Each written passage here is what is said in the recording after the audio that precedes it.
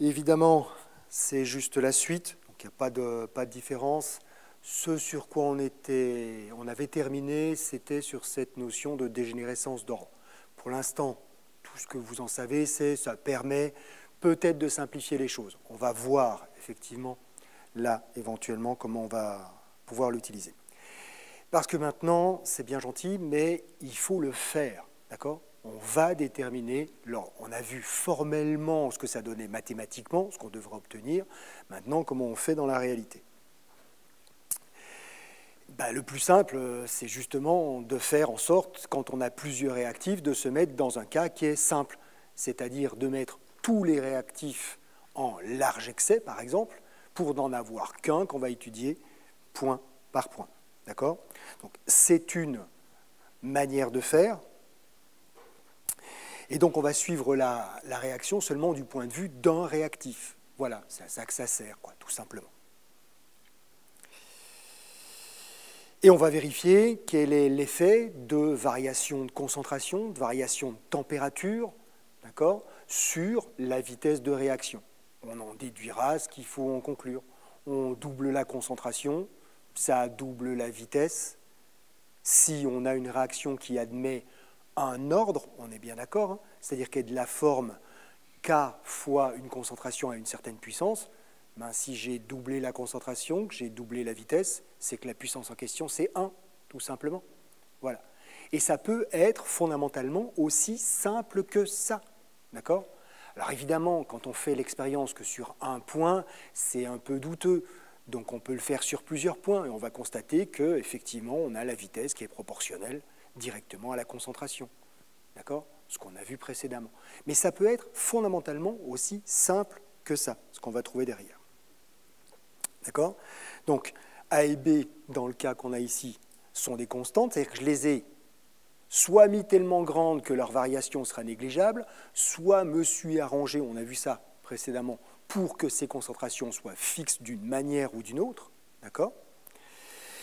Et ce que je vais donc pouvoir mesurer, ce n'est pas à proprement parler le coefficient de vitesse, mais le coefficient de vitesse observé. D'accord ? Vous vous rappelez, c'est ce qu'on a vu la semaine passée, c'est simplement le coefficient de vitesse réel multiplié par les concentrations figées, cette fois-ci, de A et de B. D'accord ? J'aurai à en tenir compte plus tard. Hein. Il y a quelques exercices qui traînent sur ce genre de sujet où on vous dit en tout début d'examen que, je ne sais pas moi, la concentration en B est très grande devant l'autre, et 100 fois plus grande ou n'importe quoi, dans ce genre-là. Et on vous la donne, hein, on vous dit il est à, je ne sais pas moi, 1 mol par litre ou un truc dans le genre. Okay ? Parce qu'une mol, c'est grand par rapport à l'autre concentration, et c'est sous-entendu. Hein, voilà. Et bien dans ce cas, quand vous allez obtenir le K observé que vous avez là, c'est bien K fois cette concentration de 1 mol par litre. Et donc la question, si elle est posée avec quelle est la valeur du coefficient de vitesse, ce n'est pas la valeur calculée directement qu'il va falloir répondre. C'est la valeur que vous avez calculée divisée par cette concentration initiale. Bon, si c'est 1 mol par litre, évidemment, ça ne va pas changer grand-chose, on est bien d'accord. Mais vous avez compris le principe. Il faudra tenir compte de cette concentration initiale qui effectivement ne varie pas, mais est incluse dans le coefficient de vitesse observé. Donc là, par exemple, on nous a donné les valeurs de A en fonction du temps, parce qu'on a suivi sa concentration. Une manière de faire, c'est de tracer cette concentration en fonction du temps. J'obtiens une droite, 2 pentes négatives. Cette pente, c'est moins K observé. Pourquoi c'est moins K observé ? Vous reprenez tous les développements qu'on a fait mathématiquement, d'accord ? Et ce serait moins K si le coefficient stoichiométrique de A, c'est moins 1, ce qui est le cas ici. On est bien d'accord, hein ? Coefficient stoichiométrique de A, moins 1. Donc la pente, c'est moins K observé, donc le vrai K fois B0 fois C0. Enfin, fois B0 puissance petit b, fois C0 puissance petit c. D'accord ? Parce que oui, les valeurs sont constantes, mais ça ne veut pas dire qu'ils n'ont pas d'influence, ces puissances-là. Elles ont de l'influence, bien entendu. C'est bon ? Parfait. Donc, C'est une droite ordre 0, ce n'est pas une droite, d'accord, où la droite n'est pas aussi franche qu'elle en a l'air. On sent qu'expérimentalement, c'est peut-être un peu incurvé, mais ça pourrait être juste des erreurs expérimentales. On va tracer log de 1 en fonction du temps. Cette fois-ci, c'est une droite, ben c'est bon, on sait que cette fois-ci, c'est de l'ordre 1. C'est toujours pas une droite, ou c'est pas franc, on passe à la suivante, 1 sur t en fonction du temps, et c'est bon. Évidemment, hein, là, je le fais avec le tracé des courbes parce que j'ai toutes les valeurs, mais si j'avais pu constater que les temps de demi-réaction avaient certaines propriétés, d'accord, temps de demi-réaction successifs, j'aurais fait les mêmes conclusions, d'accord. Je constate que les temps de demi-réaction successifs sont tous constants, d'accord, ils ont tous la même valeur. Je sais aussi que c'est de l'ordre 1, et je n'ai pas besoin d'en faire plus, je n'ai pas besoin de tracer. C'est forcément plus rapide de comparer des temps de demi-réaction, d'accord, combien de temps s'est écoulé, en général c'est même juste à lire dans le tableau, que de tracer la courbe. Ça prend un certain temps en examen de tracer ces différentes droites. Donc si vous pouvez le faire avec les temps de demi-réaction, ce sera nécessairement plus rapide. Okay, pas plus juste, juste plus rapide.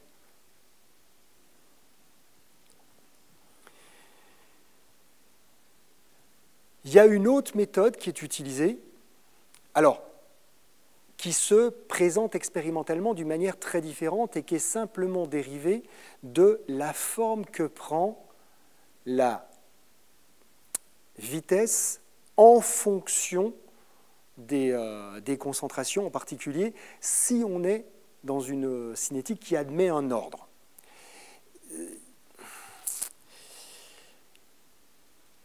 Et qu'il est compliqué de suivre les concentrations. Pourquoi ça pourrait être compliqué? Parce qu'il n'y a pas d'espèces qui se mesurent facilement, par exemple. Parce que ça évolue un peu vite ou de manière pas facile, encore une fois, à suivre. Et cette méthode-là, c'est la méthode dite des concentrations initiales, qui présente un certain nombre d'avantages, et pour l'instant, je n'en ai pas parlé, donc c'est pour ça que je vous la présente, parce que ce qu'il y avait avant, finalement, c'était juste une concrétisation de ce qu'on avait déjà vu. Le principe va être le suivant. On ne s'intéresse qu'à la vitesse initiale de la réaction. Donc là, vous voyez, j'ai tracé, j'ai des tas de points rouges sur la courbe bleue, mais fondamentalement, ce n'est pas ceux-là qui m'intéressent. Si j'avais juste les 2 ou 3 premiers, ça me suffirait. Là, c'est juste pour l'illustration où il y en a un peu plus. Il n'y a vraiment que les premiers qui m'intéressent. Pourquoi il n'y a que les premiers qui m'intéressent? Parce que dans les conditions initiales, juste au début, les concentrations en A, B, C et tous les autres qui pourraient y avoir derrière sont figées et vont très peu changer sur les conditions initiales. On peut donc presque considérer que ce sont presque des constantes sur les instants initiaux. Et c'est ça qui m'intéresse. Et ce qu'on va faire, c'est qu'on va en choisir un. Donc on pourra renouveler l'expérience. D'accord? On va en choisir un et on va faire changer sa concentration seulement à celui-ci. Les autres concentrations n'ayant pas changé et vont très peu changer sur les instants initiaux, on va pouvoir voir l'effet seulement de ce composé-là, celui dont on a fait changer la concentration. Là, je fais changer la concentration de N2 au 5. Première concentration, je mesure une première vitesse initiale. Le sens de 0 ici, c'est la vitesse initiale. C'est donc la pente, la pente de la tangente, simplement à T0. C'est ce que vous avez là. Je change la concentration. Vous pouvez constater tout de suite déjà que la pente a changé. On n'est pas parti du même endroit, ça c'est normal, puisqu'il y en avait plus. Donc forcément, on n'est pas parti du même endroit. La courbe, qu'elle se déplace vers le haut, vers le bas, c'est tout à fait logique puisque j'ai changé la concentration initiale. Ça, c'est logique. Par contre, vous le voyez, la pente a changé. Si la pente a changé, c'est que la vitesse a changé. Si la vitesse a changé, c'est que la concentration de cette espèce-là a une influence sur la vitesse. Je sais déjà que ce n'est pas de l'ordre 0. Point. Je ne sais pas encore si c'est du 1, si c'est 2, si c'est 1,5 ou un truc plus compliqué, ça j'en sais rien, mais je sais que ce n'est pas 0 d'entrée, puisque la concentration a de l'influence. Et puis je vais mesurer éventuellement une troisième fois. Expérimentalement, on prend 3-4 points minimum, évidemment. D'accord ? Bon, en exercice, souvent ce qui vous est proposé, c'est 2, voire 3 points maximum, parce qu'il n'y en a pas forcément besoin de plus, parce que c'est de l'exercice. D'accord ? Expérimentalement, généralement, on les multiplie, histoire d'être sûr. D'accord ? Mettre de côté les erreurs expérimentales. Donc, on va en faire un certain nombre, et on mesure les V0 à chaque fois. Voilà. Et une fois qu'on les a recueillis, on va mettre ça dans un tableau, le nombre d'expériences, ici il y en a 5, les concentrations de l'espèce, donc j'ai fait varier la concentration, donc ici N2O5, concentration initiale, donc je les maîtrise, hein, c'est moi qui fais les expériences. Les vitesses qui ont été mesurées. Et puis, je vais faire l'hypothèse que j'ai effectivement, alors il y a le égal qui est parti à la trappe, oui, je ne sais pas pourquoi, d'accord, mais il manque ici le égal, là, éventuellement, les crochets, d'accord, voilà, je ne sais pas pourquoi ils sont partis à la trappe, mais ce n'est pas grave. Donc, ma réaction admet un ordre vis-à-vis de ce composé-là, d'accord. Si c'est de l'ordre 1, c'est proportionnel. Donc, quand je double la concentration, par exemple, entre l'expérience 1 et l'expérience 2, je devrais m'attendre à un doublement de la vitesse. Donc, fondamentalement, tout ce que j'ai à faire, alors on va le mettre au carré, là, on va faire une expérience, que c'est au carré, donc je devrais multiplier par 4. Je vais calculer tout simplement le rapport entre les deux. Je calcule K, hein, d'accord ? Si effectivement c'est au carré, ben dans ce cas, je devrais avoir une multiplication par 4. Et ce n'est pas le cas. Vous voyez que K n'est pas constant si je considère que c'est au carré. Pourquoi j'avais pris comme hypothèse au carré? Ben, c'est parce qu'il y avait 2 N2O5 qui réagissaient. Ce n'est pas illégitime si j'ai 2 N2O5 qui réagissent, qu'il faut 2 molécules, qu'on ait de l'ordre 2. Ce n'est pas idiot comme hypothèse. Après tout, s'il en faut 2 pour faire la réaction, il y a peut-être besoin de 2 qui réagissent ensemble. Pourquoi pas? Ben là, ce n'est pas le cas. Voilà. J'ai fait l'hypothèse, je ne trouve pas un K qui est constant, donc ce n'est pas de l'ordre 2. Bon, est-ce que c'est de l'ordre 1? Je fais le calcul, et là, aux erreurs expérimentales près, on voit que la valeur de K que je calcule, elle est constante. Donc, c'est de l'ordre 1. Mais ça veut dire qu'on doit faire des calculs pour rien? Ben non, on ne fait pas des calculs pour rien, on fait une hypothèse et on vérifie cette hypothèse. D'accord?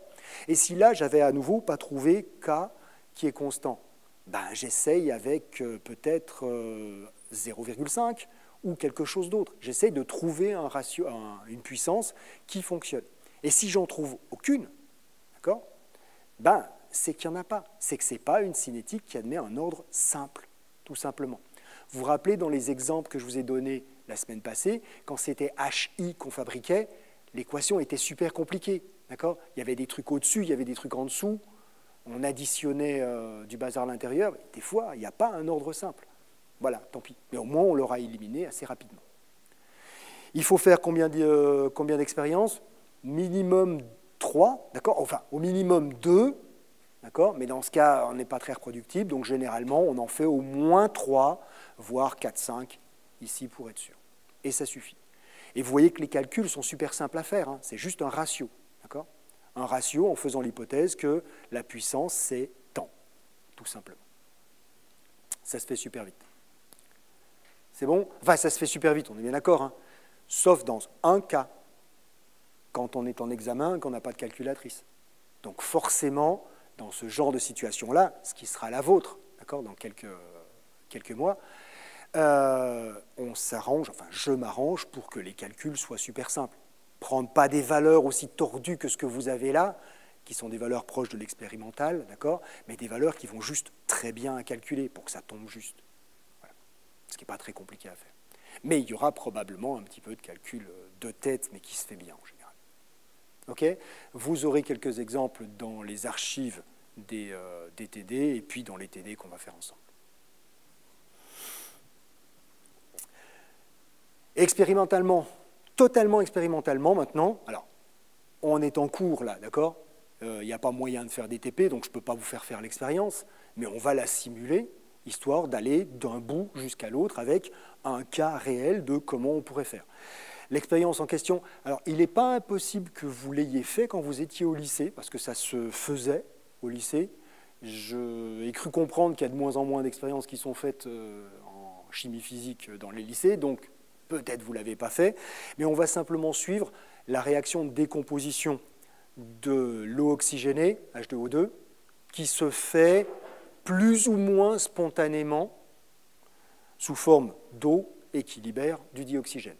Donc la réaction, vous l'avez. On va faire un montage tout simple. Le dioxygène, c'est un gaz.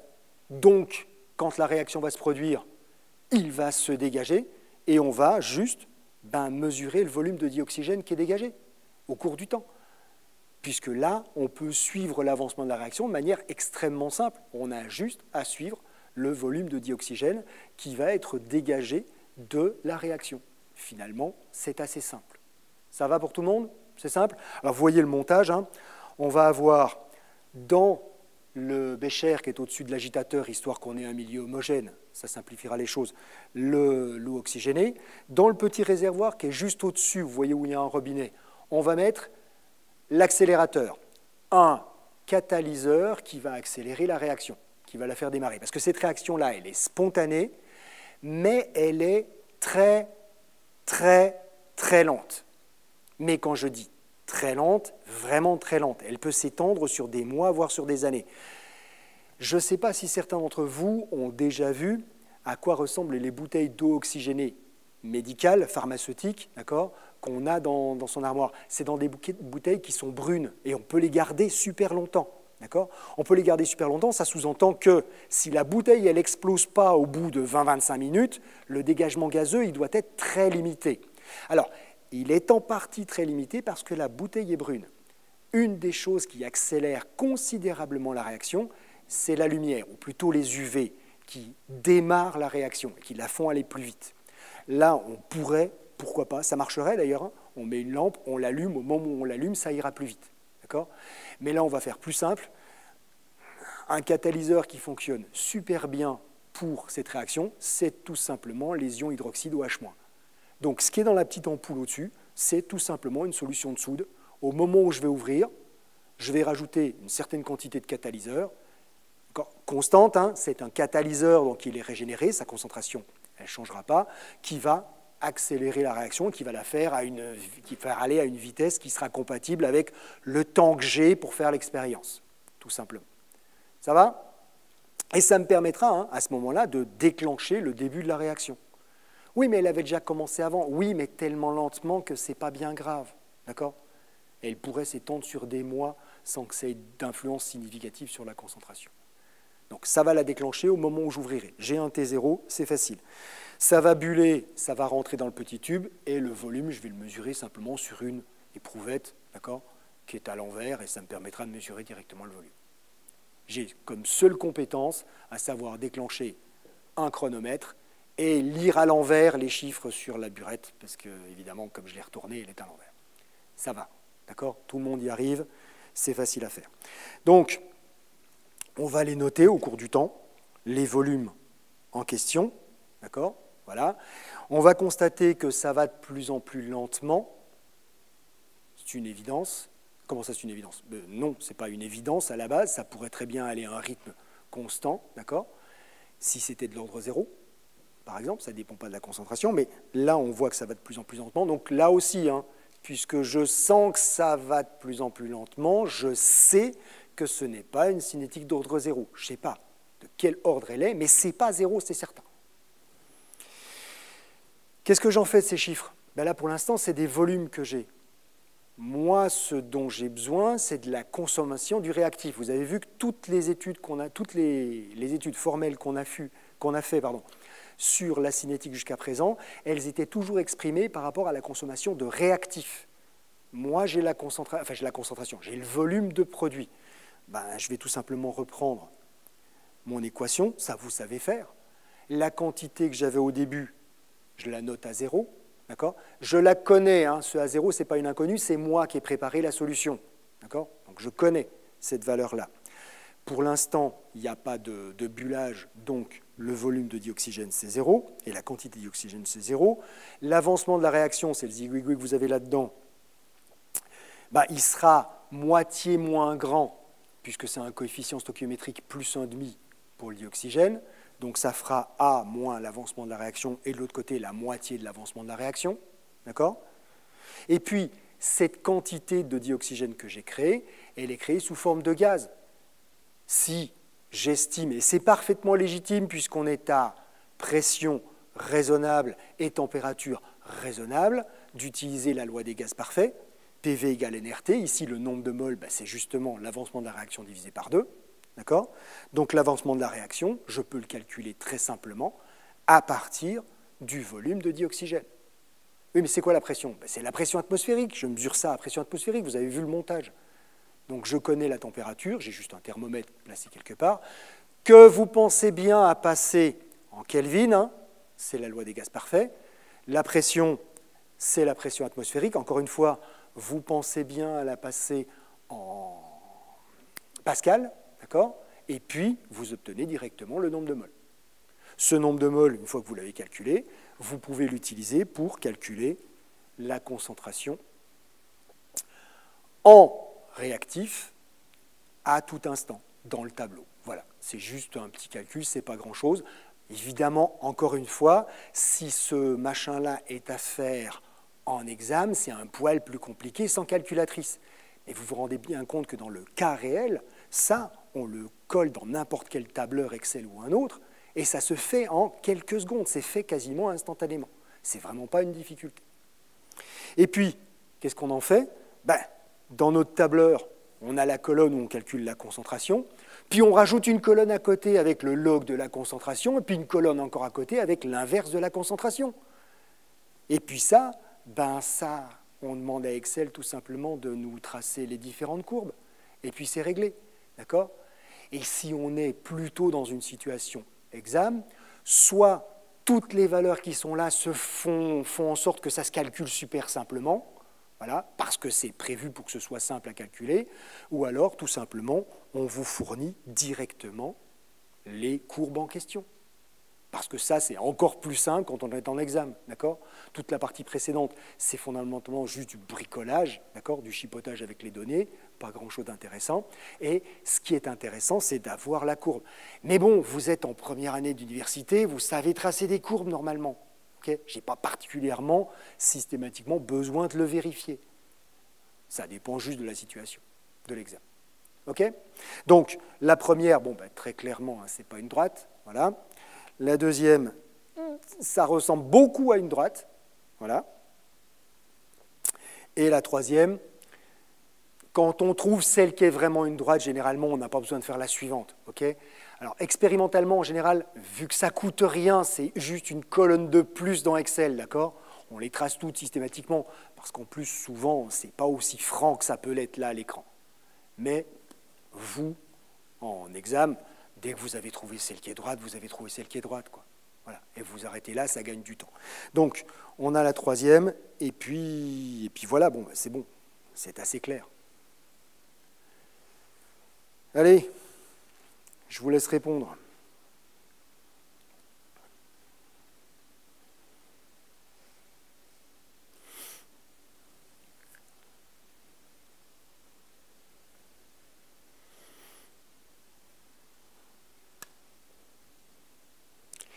Et très clairement, hein, à l'exception près que là, ce n'est pas calculable sans calculatrice, ça peut parfaitement faire l'objet d'un sujet d'examen, okay ?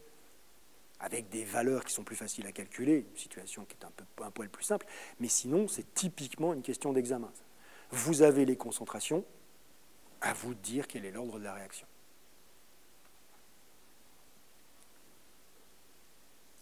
Ah, j'avais mis un compteur ? Oui, je ne me rappelais pas. Donc oui, effectivement, c'est de l'ordre 1, tout simplement parce qu'on a ici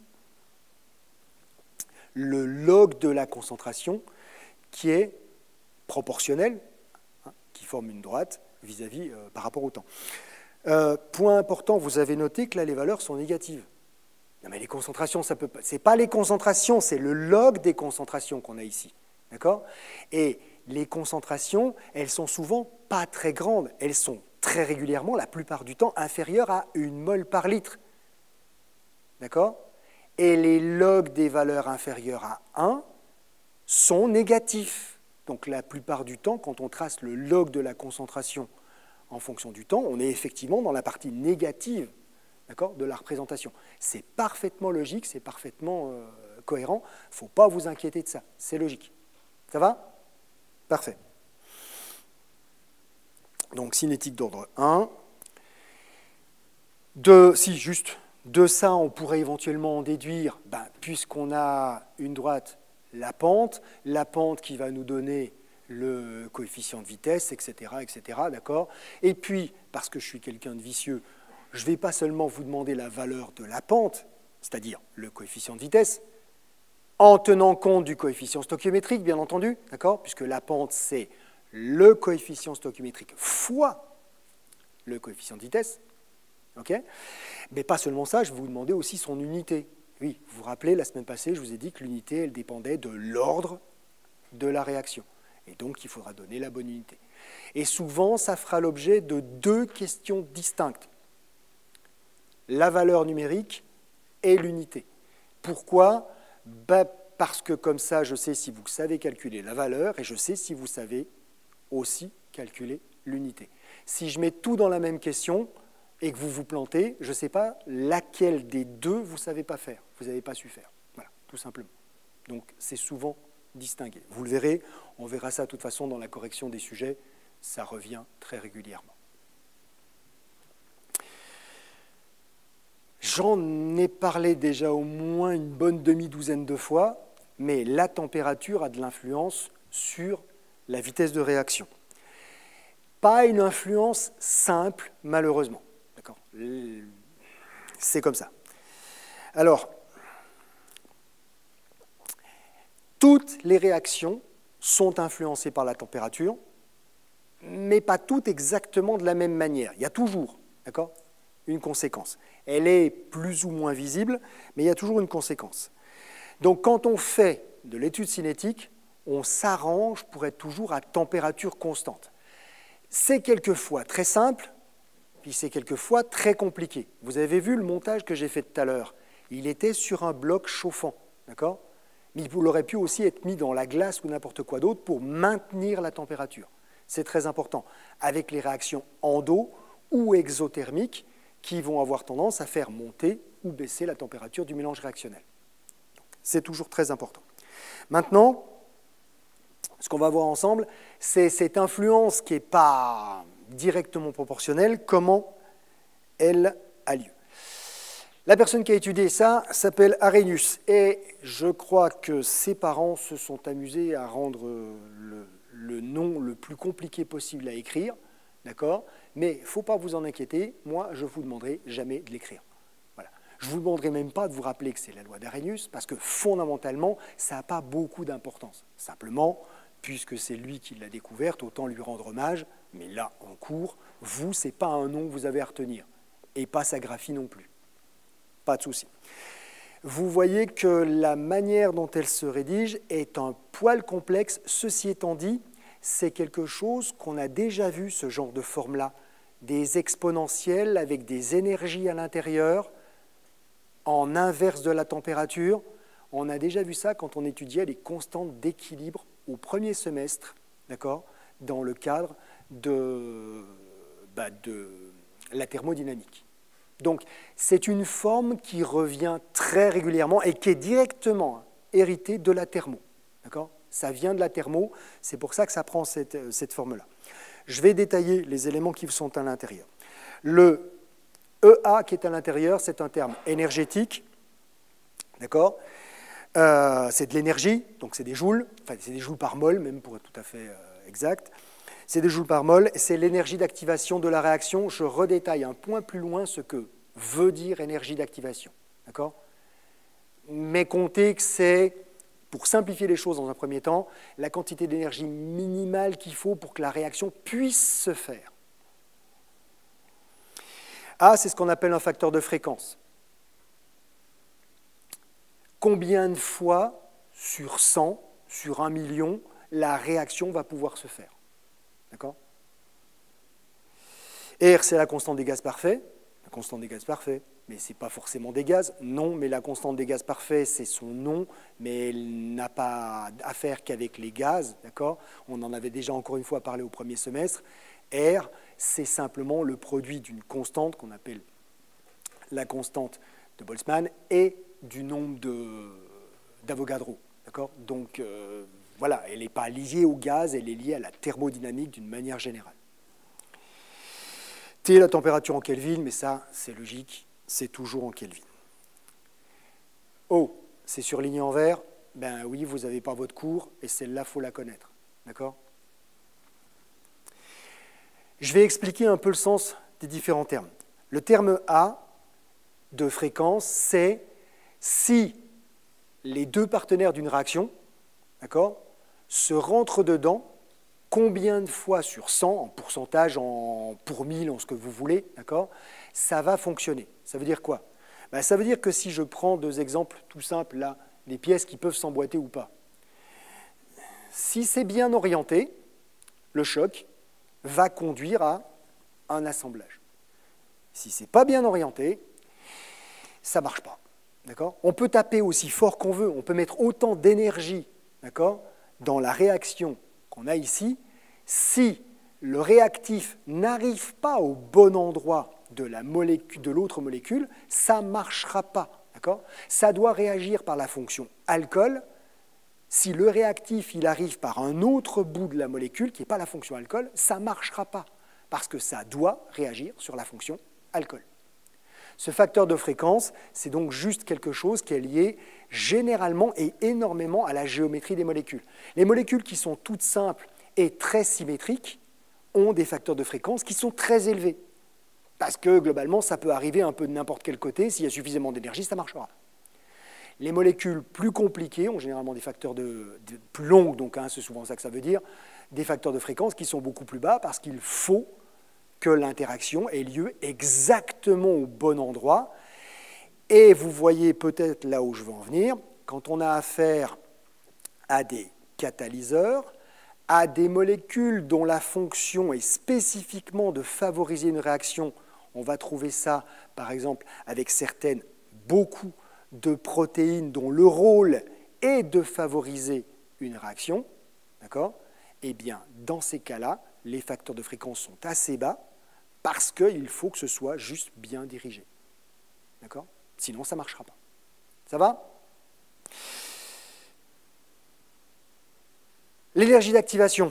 L'énergie d'activation, ça va être encore plus simple à expliquer. Là, vous avez vu, pour que ça rentre à l'intérieur, on a la sensation qu'il va quand même falloir y mettre un poil d'énergie. D'accord? Ça ne va pas rentrer tout seul. Il n'y a pas suffisamment d'énergie pour que les deux pièces s'assemblent, ça ne marchera pas. Il y a suffisamment d'énergie, ça va passer un coup en force, on est bien d'accord, mais ça va pouvoir fonctionner. Et c'est quoi cette quantité d'énergie? Cette énergie, c'est de l'énergie cinétique. On a vu au premier semestre, l'énergie cinétique dans un mélange de n'importe quoi, c'est avant tout de l'énergie thermique. Si on a beaucoup de chaleur, on a une relation entre l'énergie cinétique des molécules, des particules, et la température du milieu. La température, c'est avant tout la moyenne des énergies cinétiques des différentes particules. Donc si on élève la température, on élève l'énergie cinétique des différentes molécules, donc on a plus de chances que l'assemblage puisse se faire, qu'on passe la petite barrière d'énergie minimale pour que ça rentre. D'accord? C'est tout simplement le sens qu'il faut donner à ça. Histoire de vous montrer un peu comment ça évolue, parce qu'une exponentielle négative inverse de la température, vous ne savez pas forcément comment ça évolue. D'accord? Vous allez là avoir, ça va s'animer, comment évolue la relation entre K, donc qui est A exponentielle de moins EA sur RT, d'accord, en fonction de la température. Pour des énergies d'activation relativement basses, vous avez ici 10 kJ par mol, on a une relation qui est pas loin d'être linéaire. D'accord ? Vous doublez la température. En Kelvin, on est bien d'accord, hein, ce n'est pas passé de 30 à 60 degrés Celsius. C'est passé de 150 à 300 degrés Kelvin. Ce n'est pas la même chose. Okay ? Donc on double la température, on va quasiment doubler la vitesse si on ne change pas les concentrations, puisqu'on double la valeur de K. Mais vous voyez que ça ne reste pas linéaire longtemps. Ça devient très rapidement quelque chose qui se rapproche beaucoup plus d'une exponentielle, d'accord ? Qui croît lentement et qui, d'un seul coup, se met à croître beaucoup plus rapidement. Comme il y en a certains d'entre vous qui ne regardaient pas, je le relance. D'accord ? Vous voyez que c'est de plus en plus prononcé. Et qu'on voit très rapidement apparaître, aux alentours des 100-120 kJ, qu'il y a clairement comme une température de rupture. Avant, il ne se passe rien, ça se voit très bien ici, hein, c'est quasiment plat, la réaction n'a pas lieu. Et quand on arrive à une certaine température, donc à une certaine énergie cinétique des molécules, la réaction, d'un seul coup, elle s'emballe. Et dès qu'on dépasse cette température-là, ça va de plus en plus vite. Exponentielle, ça monte presque verticalement. Ben ça, vous en faites l'expérience presque tous les jours. D'accord ? Enfin, vous en êtes même la représentation, tout comme moi. Si votre température corporelle descend trop bas, vous mourrez. Les réactions chimiques ne se font plus suffisamment rapidement, on est sur le plat. Si votre température corporelle monte trop haut, pour les humains, ce n'est pas beaucoup, hein, c'est 42 degrés, d'accord ? Vous mourrez. Pourquoi ? Parce qu'on est dans la partie qui commence à se redresser trop vite, les réactions vont trop vite et on meurt. Mais quand vous êtes devant votre plaque chauffante pour faire cuire un œuf sur le plat ou n'importe quoi d'autre, c'est la même chose. Faire cuire un œuf sur le plat à 60 degrés, il faut du temps. Hein. Ça ne se fait pas. La réaction de coagulation des protéines, pas de l'hémoglobine, je ne vais pas retrouver le terme, donc voilà, puisque je me suis mis un mot dans la tête, donc je n'arriverai pas à repasser, mais bon, la réaction de coagulation, elle a juste pas lieu. Enfin, elle a lieu, mais tellement lentement que votre œuf, il va pourrir avant d'avoir eu le temps de coaguler. D'accord ?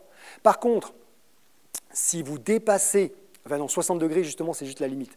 Si vous êtes en dessous de 60 degrés, ça ne va pas marcher. Si vous dépassez 60 degrés, on est dans le creux et ça commence à monter très rapidement.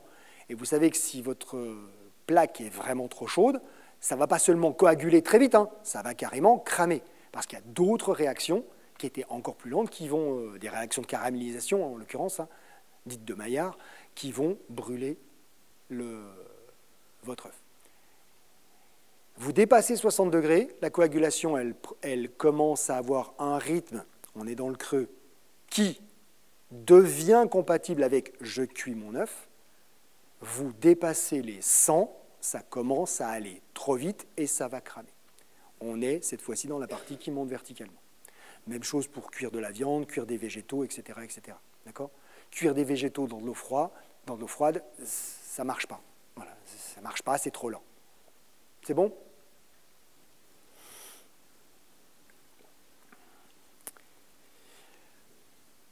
Vous aurez affaire, alors, expérimentalement, si vous faites ça plus tard, mais en tout cas, au niveau des exercices, très certainement, quand l'exercice le permet, à la détermination de ces coefficients de vitesse et donc éventuellement des termes A et de l'énergie d'activation. C'est un élément important, l'énergie d'activation. On ne peut pas travailler directement sur la formule en exponentielle, parce que vous ne savez pas la manipuler. Mais si on la passe en log, ben vous voyez que ça ressemble tout simplement, d'accord, à une équation linéaire, hein, ce truc-là. Et une équation linéaire, en déterminer la formule, les valeurs qui vont à l'intérieur, c'est tout simple, vous savez ce qu'il faut. Pour déterminer la pente et leur donner à l'origine d'une droite, il faut juste 2 points, d'accord ? Ben là, j'ai plus ou moins quelque chose qui ressemble à une droite. C'est une droite, dans les faits. Une droite de log de k, c'est le y. En fonction de 1 sur t, c'est le x. X, c'est 1 sur t. D'accord ? J'ai une droite. J'ai juste besoin de 2 points. Si j'ai 2 points, pour déterminer ces deux valeurs-là. Donc, c'est-à-dire la valeur de K à une certaine température et la valeur de K à une autre température, ben, je peux déterminer log de A qui est l'ordonnée à l'origine et EA sur R qui est la pente, enfin moins EA sur R qui est la pente, tout simplement. Comment on fait? Ben, c'est une manière de faire. Vous écrivez ça pour K1, vous écrivez ça pour K2. Vous soustrayez par exemple la première à la deuxième, enfin la deuxième à la première, d'accord? Mais vous n'avez pas fait une soustraction, là vous avez mis log de K1 sur K2. Oui, log de A moins log de B, c'est égal à log de A sur B, d'accord? Donc le log de K1 sur K2 que vous avez là, c'est tout simplement log de K1 moins log de K2. J'ai soustrait les deux propositions. Ce qui fait que le terme constant log de A disparu, et il ne me reste que la partie qui est ici. Là-dedans, toutes les valeurs sont connues, sauf EA, c'est ce que je suis en train de chercher. Donc, on va juste le sortir et le calculer. Voilà, c'est pas compliqué. Est-ce qu'il faut que vous appreniez ça par cœur? Si j'étais vous, je ne le ferais pas, d'accord? Celle que j'ai surlignée en vert, c'était celle du début. Mais apprendre ça par cœur, ça ne me semble pas raisonnable. Voilà. Parce qu'il y a toutes les chances que vous foutiez dedans sur c'est le T1 moins le T2, c'était des 1 sur T1, c'était... Voilà. Il y a de gros risques que vous foutiez dedans. Bon, ceci étant dit, ce n'est pas si souvent qu'on a ce genre de calcul-là à faire, parce qu'encore une fois, à l'examen, vous n'avez pas de calculatrice. Et ce genre de calcul-là, avec une calculatrice, ça se fait super simplement. Sans calculatrice, il faut trouver des chiffres qui vont bien. Et ce n'est pas facile de trouver des chiffres qui vont bien. Voilà. Ça va?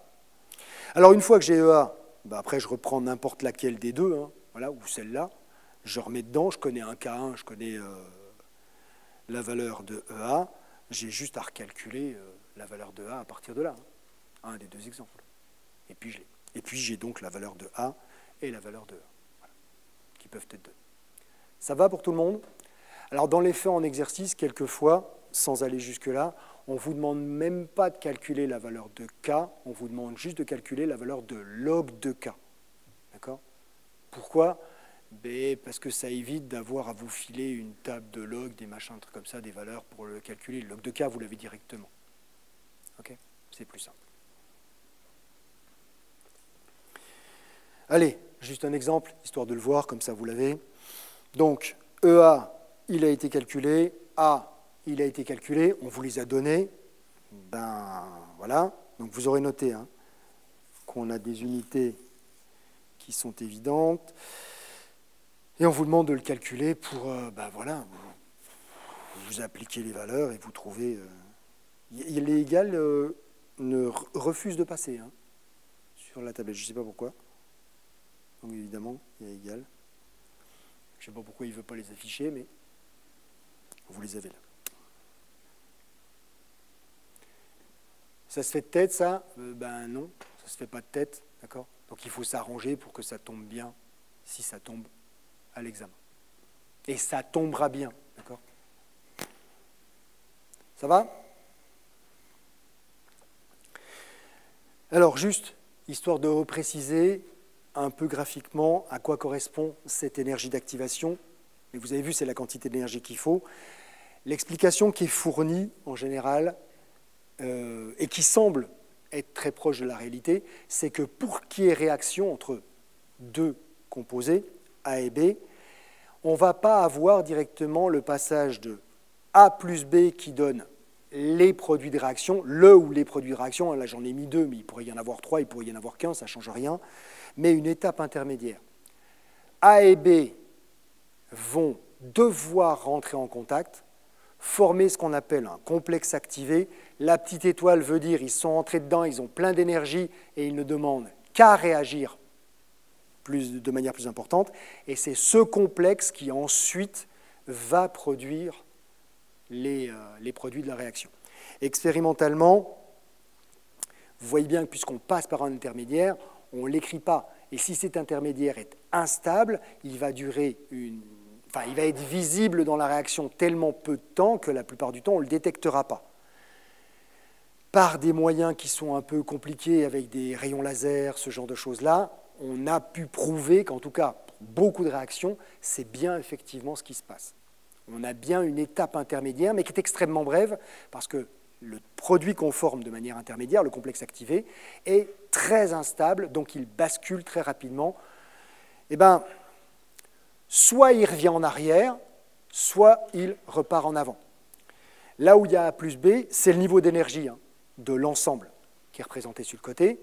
On est parti d'une certaine quantité d'énergie, A à une certaine quantité d'énergie, B à une certaine quantité d'énergie. Ces énergies en question, c'est leur énergie chimique, l'énergie potentielle, et leur énergie cinétique, parce qu'ils sont en mouvement. D'accord ? Donc c'est leur énergie totale. Le complexe activé, s'il est instable, c'est qu'il a un niveau d'énergie qui est supérieur, donc on monte. Et si la réaction a lieu spontanément, d'accord, c'est qu'elle va produire des réactifs qui sont plus stables que ce qu'on avait au départ. D'où le niveau qui est placé plus bas ensuite là-dedans. L'énergie d'activation, c'est la différence d'énergie qu'il y a entre le point de départ et le point maximum quand on a l'énergie d'activation. Et le ER que vous avez là derrière, ben, si vous regardez bien, on est parti d'un certain niveau, on est arrivé plus bas. Cette quantité d'énergie-là, c'est ce qu'on appelle l'énergie de réaction, quoi, tout simplement. C'est l'énergie qui va être dégagée. Alors si on va de la gauche vers la droite, dans la configuration qu'on a ici, vous vous rendez compte que cette quantité d'énergie, elle est négative, c'est de l'énergie qui est libérée, d'accord ? C'est une réaction qui est exothermique. Elle libère de l'énergie, d'accord ? Si on va, au contraire, dans le sens droite vers la gauche, bon déjà, l'énergie d'activation est bien plus grande, cette fois-ci, on l'aurait de ce côté-là, d'accord ? Si je vais dans ce sens-là, l'énergie d'activation, elle va être ici. Et dans ce cas-là, l'énergie de réaction, elle serait dans ce sens-là, jusqu'en bas, ici. L'énergie de réaction, elle serait ici. Et vous voyez que cette fois-ci, elle va être positive. On a une réaction qui va absorber de l'énergie. Elle est endothermique. Et comme la barre est plus grande, c'est plus facile d'aller dans un sens que dans l'autre. Évidemment. Ce qui explique pourquoi, généralement, les réactions, elles vont dans le sens exothermique plutôt que dans le sens endothermique. Okay ? Mais en montant la température, après tout, la barre, elle est peut-être plus si haute que ça, et effectivement, ça peut aller en sens inverse. Donc les réactions endothermiques, on peut les faire, mais si on fournit plus d'énergie pour faire remonter la pente là où elle est la plus dure. Ça va ?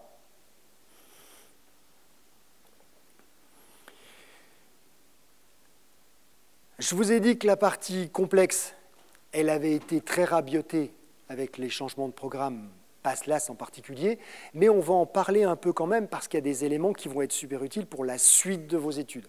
D'accord ? Donc ça va être un poil rapide, mais on en parle quand même parce qu'il faut que vous compreniez un certain nombre de choses. C'est ce qui va vous arriver par la suite. Alors, vous vous rappelez, je vous ai dit, complexe, ça ne veut pas dire compliqué. Complexe, ça veut dire que simplement on s'adresse à plusieurs réactions, d'accord, qui vont être, on va le voir, simultanées, successives, il y a plein de situations différentes. L'idée derrière, c'est que quand nous, on voit le résultat d'une réaction, ce qu'on voit au global, ce n'est pas nécessairement les étapes réactionnelles, c'est-à-dire ce qui a pu se passer au niveau moléculaire, mais simplement le résultat global. Peut-être qu'il y a eu plusieurs étapes. Après tout, on peut vous voir au pied d'un escalier et puis ensuite en haut de l'escalier, ça n'empêche pas que pour arriver en haut, vous avez dû passer chacune des marches de l'escalier. Simplement, en clignant de l'œil, on ne vous a pas vu faire la distance entre les deux. Et le clignement d'œil au niveau réactionnel, c'est des femtosecondes, d'accord ? C'est des temps qui sont extrêmement brefs. Si les réactions sont rapides, nous, effectivement, à notre échelle, on n'a pas moyen de les voir, ces étapes. On voit juste le résultat final. Donc, du point de vue microscopique, à l'échelle moléculaire, on va avoir effectivement des étapes successives qui vont poursuivre des ruptures de liaison, des formations de liaison, qui vont pouvoir se faire. Mais du point de vue macroscopique, nous, tout ce qu'on est capable de mesurer et tout ce que j'ai présenté jusqu'à présent, vous avez vu que c'était en termes de concentration. La concentration, c'est une grandeur macroscopique et pas super précise, on est bien d'accord, hein. Donc, on ne voit pas les détails à notre échelle. Tout ce que j'ai présenté là, c'est à une échelle qui est très grande, qui n'est pas celle de ce qui se passe au niveau des molécules.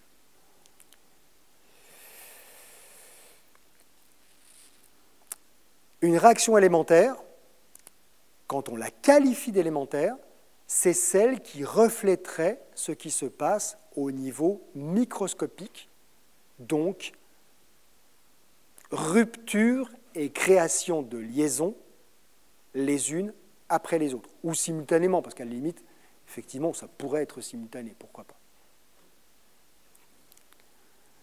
Comme par exemple le cyclobutane, 4 carbones, 8 hydrogènes qui sont en tout, donc c'est une molécule cyclique, hein, en forme de carré. Voilà. Elle existe, elle n'est pas très stable, mais elle existe. Et le fait qu'elle ne soit pas stable fait que spontanément, elle se décompose en 2 éthylènes. 2 molécules d'éthylène. D'accord ? Ça ne se voit pas là, mais c'est une double liaison qu'il y a entre les 2 carbones. D'accord ? Dans les 2 cas. Elle casse sous cette forme-là. La question c'est, elle casse déjà d'un côté, puis ensuite elle casse de l'autre, ou est-ce que les 2 liaisons cassent en même temps pour former les 2 bouts qui sont de côté? Et c'est raisonnable de se poser la question. D'accord? Eh bien, ça, pour le coup, c'est une réaction élémentaire. On n'a jamais trouvé 2 étapes, on n'en voit qu'une.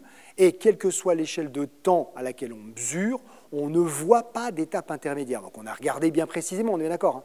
On n'arrive pas à trouver de moment où ça s'ouvre d'un côté et ensuite ça s'ouvre de l'autre côté.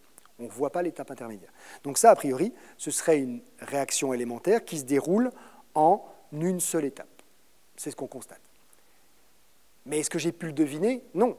Je l'ai mesuré expérimentalement. Je ne peux le voir qu'expérimentalement. La molécularité, dans ce cas-là, c'est combien de molécules sont impliquées dans une étape élémentaire. C'est-à-dire une réaction qui se fait en une seule fois. Il peut y en avoir d'autres derrière, mais celle que je suis en train d'étudier, cette étape-là, combien de molécules elle implique? Si je reprends toujours mon exemple ici, la molécularité dans la réaction qui est ici et que expérimentalement j'ai déterminé comme étant élémentaire, sa molécularité c'est 1. J'ai besoin d'une molécule de cyclohexane pour que ça se produise. C'est une molécule qui va se casser en 2 morceaux. Donc la molécularité de cette réaction-là, ce serait 1. Vous allez voir pourquoi c'est important après.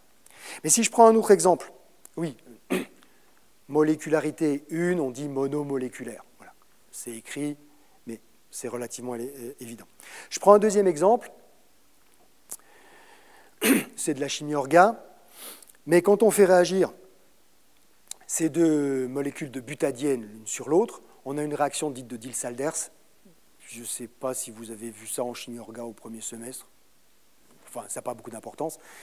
Et cette réaction-là, pour ce qu'on en voit, est aussi une réaction élémentaire. D'accord? Pas d'étape intermédiaire. En gros, la formation des 2 liaisons qui manquent, par déplacement des électrons à l'intérieur, elle se fait en une seule fois. On ne forme pas un bout, puis après ça se raccroche de l'autre côté, ça se fait en une seule fois. Mais ici, vous voyez bien que pour que la réaction ait lieu, il faut 2 molécules de butadiène. Sa molécularité, c'est donc 2, parce que si on n'en a qu'une, ça ne marche pas. Et elle est donc bimoléculaire. Puis bon, je crois que vous avez compris, monomoléculaire, bimoléculaire, l'étape suivante, elle n'existe pas. Au niveau élémentaire, il n'y a pas de molécule trimoléculaire. Ça n'existe pas.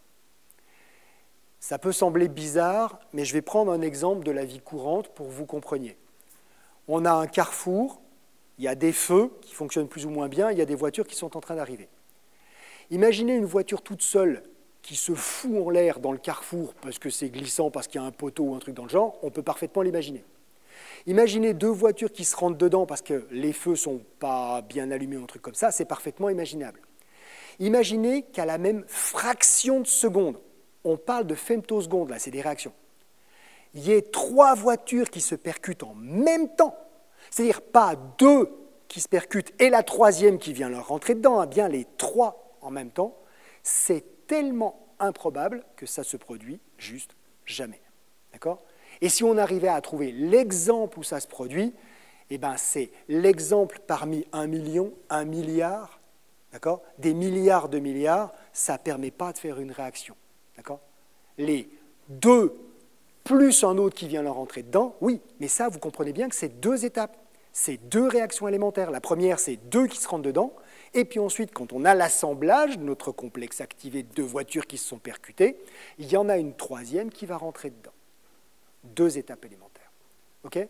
Et donc, au niveau élémentaire, des réactions de zéro, hein, il n'y en a pas, il faut quand même qu'il y ait au moins une molécule pour qu'on ait une réaction. Donc, évidemment, zéro, il n'y en a pas.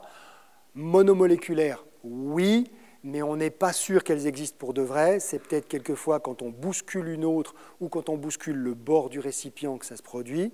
Mais bon, on en observe directement ou indirectement. Et puis, bimoléculaire, c'est le cas le plus courant. Tri, non, parce que tout simplement, statistiquement, ce n'est pas possible. Ça va ?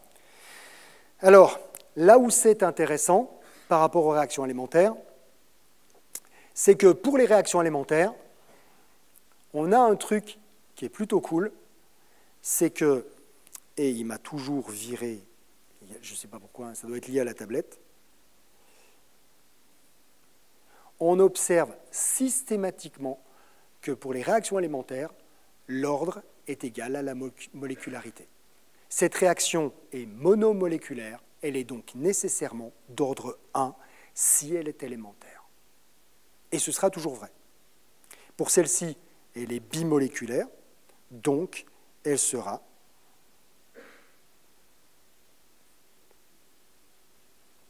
d'ordre 2. Voilà. C'est toujours vrai pour les réactions élémentaires. Une réaction élémentaire a forcément un ordre qui est égal à sa molécularité. Ça veut dire que si l'ordre n'est pas égal à la molécularité, elle n'est pas élémentaire. Hein, aussi.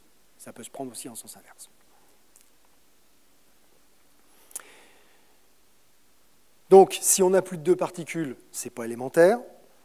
Ça, ben, on sait que ce n'est pas une réaction élémentaire. Voilà. Ils sont toute une foultitude là-dedans, ce n'est pas une réaction élémentaire. Il y a forcément plein d'étapes là-dedans. D'accord ? Et vu le nombre de particules qu'on voit intervenir, hein, des étapes, il doit vraiment y en avoir une très grande quantité.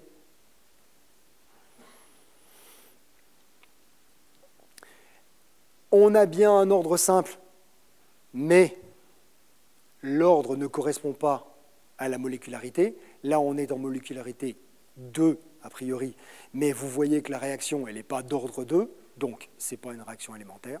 Voilà. Et puis, autre possibilité, d'accord ? Si, on l'avait vu tout à l'heure, on a bien un ordre simple, mais en sens inverse, la molécularité ne correspond pas à l'ordre qu'on a observé. Donc ça, ce n'est pas une cinétique d'ordre, enfin, ce n'est pas une réaction élémentaire. C'est bon ? Et à quoi ça sert, ça ? Bah, tout simplement, vous le verrez par la suite, parce que savoir déterminer le mécanisme réactionnel d'une réaction, si vous faites plutôt de la chimie orga, ça va se baser en particulier sur des études cinétiques. D'accord ? On fait l'étude cinétique, la molécularité, elle ne correspond pas à la réaction, on décompose en plusieurs morceaux, ça ne correspond toujours pas, ben donc on n'a toujours pas trouvé les étapes élémentaires de la réaction. Voilà, tout simplement. Et quelquefois, les étapes élémentaires, elles peuvent être très nombreuses. Le HBr dont je viens de parler, d'accord, dans les modèles les plus simples de mécanismes réactionnels, fait intervenir ad minima 4 étapes distinctes, telles que vous les avez là. Le petit point qui est autour, hein, qui est au-dessus, c'est ce qu'on appelle un radical, c'est-à-dire qu'en fait, elle est équilibrée, hein, ce n'est pas chargé, d'accord, mais c'est simplement pour mettre en avant que, attention, il y a un électron qui est prêt à réagir à tout moment, là, d'accord. Quand on a cassé, on a un électron qui est prêt à réagir. Ce qui est parfaitement normal, hein, pour l'hydrogène tout seul. Mais l'hydrogène tout seul, on ne le trouve pas normalement. L'hydrogène, sous forme stable, on le trouve sous forme de H2. Et ce n'est pas pour rien. C'est parce qu'un électron tout seul demande à devenir une paire d'électrons dans la molécule de H2. D'accord ? Donc quand il est tout seul, ce H point que vous avez là est hyper réactif et va demander à réagir le plus vite possible. Et vous voyez que les deux étapes du milieu, elles consistent simplement à utiliser des radicaux pour produire d'autres radicaux. Et comme les radicaux sont très réactifs, ils vont réagir pour produire d'autres radicaux, qui vont produire d'autres radicaux, qui vont produire d'autres radicaux. Les deux étapes que vous avez là au milieu, c'est ce qu'on appelle une réaction en chaîne. D'accord ? Elle produit systématiquement quelque chose qui demande à se reproduire. Ça va ? Et donc la cinétique de ce truc-là, elle peut être un peu compliquée à déterminer. Voilà. Ça va ? Bon. La petite étape pour aller un point plus loin, les réactions, ces réactions élémentaires, si on y a affaire, et qu'on veut les combiner pour voir comment ça va évoluer, on les classe principalement en 3 grands types. Et vous allez voir qu'en les combinant, on peut créer tous les autres types. C'est un peu comme des pièces de Lego, en fait, qu'on peut associer de plein de manières différentes. On a les réactions opposées, vous les connaissez, vous les avez déjà vues. La réaction, elle peut aller dans un sens, puis elle peut aller en sens inverse. C'est généralement ce que vous avez appelé des réactions équilibrées. On a un équilibre chimique, ça peut aller dans les deux sens. Mais au lieu de le penser maintenant, comme vous l'avez fait jusqu'à présent, comme étant une réaction qui peut aller dans les deux sens, du point de vue cinétique, c'est deux réactions. Une réaction qui va dans un sens, des réactifs qui donnent des produits, et une autre réaction qui va dans l'autre sens, des réactifs qui donnent d'autres produits. D'accord ? On doit ici le considérer comme étant deux réactions distinctes du point de vue cinétique. Les réactions en série, vous en avez déjà entendu parler, c'est ce machin-là qui donne d'abord ce truc-là, puis qui donne ensuite le suivant. Quand on a des réactions complexes, c'est souvent le cas. C'est les étapes intermédiaires. C'est ce qu'on avait, par exemple, avec le complexe activé. Dès l'instant où on a un complexe activé, on est dans cette situation-là. D'accord ? Et puis, les réactions parallèles, ça, vous avez dû en parler un peu en chimie orga, c'est quand on a la réaction qu'on souhaite faire et la réaction concurrente qui se produit en même temps. Vous avez entendu parler des substitutions nucléophiles et des éliminations en chimie orga. Et bien, la substitution nucléophile et l'élimination sont deux réactions qui rentrent dans ce cadre-là. Les mêmes réactifs, mais deux voies réactionnelles différentes, sachant qu'on peut favoriser l'une par rapport à l'autre en bricolant certains trucs à l'intérieur. Voilà, typiquement. On a souvent des combinaisons D3. D'accord ? Alors, au niveau élémentaire, toutes les réactions sont des réactions opposées. Toutes. On peut toujours aller dans les deux sens. Au niveau élémentaire, quand on les combine, quelquefois, ça bloque au niveau énergétique, mais au niveau élémentaire, toutes les réactions sont des réactions qui peuvent être opposées. Ce sera plus simple. Donc, la vitesse de réaction, c'est moins dA sur dt parce que l'espèce est en train de disparaître. D'accord ? Donc, dA est négatif. La vitesse, elle doit être positive, elle, donc il y a un moins qui apparaît. Ce qui fait une cinétique d'ordre 1, c'est logique. Dans le deuxième cas, l'espèce apparaît, il n'y a pas le moins, et ce sera logique. Vous effacez ce que vous aviez déjà écrit. Et puis, donc, si je prends la réaction dans ce sens-là, A est un réactif, donc son coefficient stoichiométrique, c'est -1, d'accord ? L'espèce disparaît. Donc, j'aurai bien une vitesse positive si je mets moins dA.